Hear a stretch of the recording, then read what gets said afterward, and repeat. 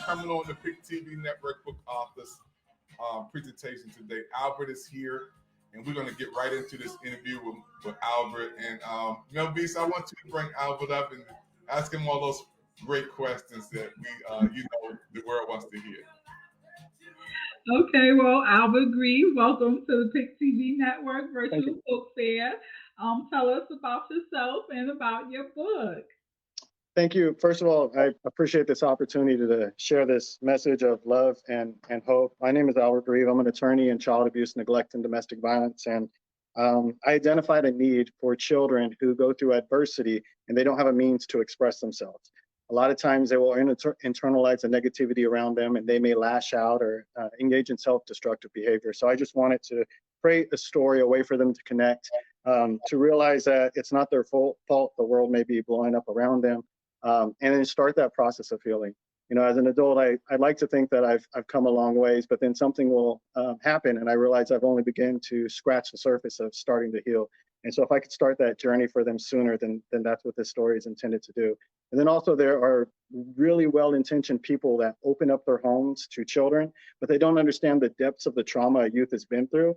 And so that youth may reach into their toolbox of modalities and coping mechanisms and select impenetrable defenses. And it may be off-putting for that caregiver because they don't understand how to work through it.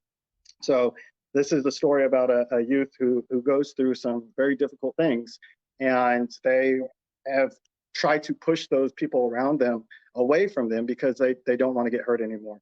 But they're able to work through that, and they're able to see that in a caring, nurturing environment, they could thrive. They find a family that loves them, that appreciates them, they're proud of them no matter what. And it's just a story of hope and love, and to try to start that conversation sooner to get them on a path of healing.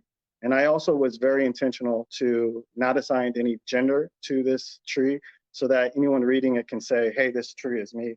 Also, I left some gaps in the story, so it could be used in a clinical setting, perhaps, for a child to fill in some of the gaps so we can kind of explore maybe what has happened for a child that may not have begun the process of disclosure.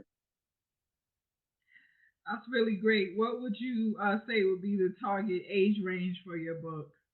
Initially, I was thinking from age 3 to about 9 or 10, but there are social workers that have used this in the field all the way up to preteens. Because you have to understand that a lot of youth that go through trauma may not have progressed as far developmentally. So even preteens are able to connect with this story.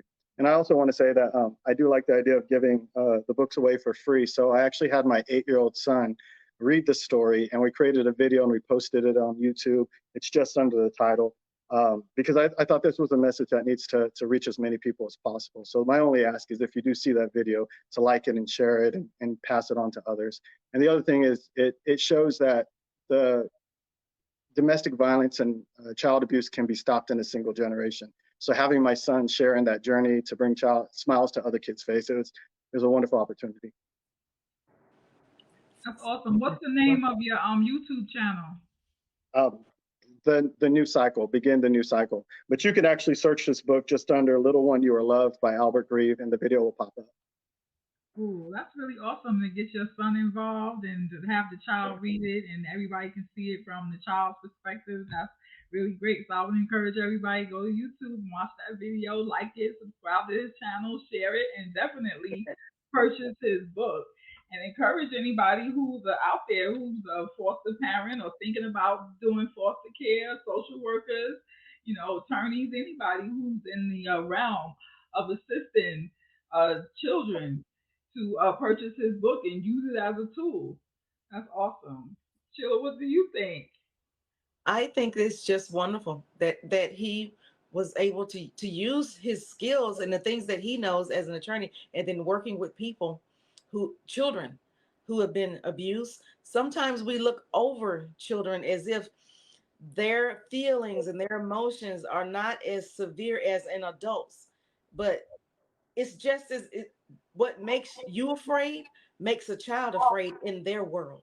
So for you to bring this book out and to show other people that there's a way that we can connect and let that child know that he or she is loved. Some kids do not believe that the people that are in the house with them actually love them. And that's why we're seeing a lot of suicides among not just teens and preteens.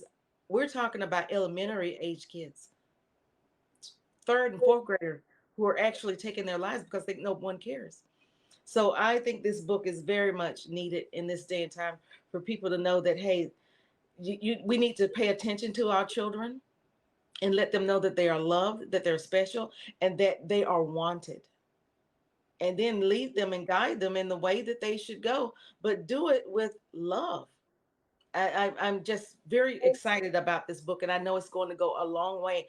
And I like the fact also that you opened it up to where anyone can read this book. We can take it into schools. You can take it into churches. You can take it into because children are suffering everywhere. There is no discrimination as to what child is going to be suffering. Children are suffering everywhere, from rich to poor, from the most wealthy to the poorest child that you can find. Everybody is suffering. So I think this book is very needed in this time, and I truly do believe that if used properly, we can learn some things about even our own children that we probably didn't even know.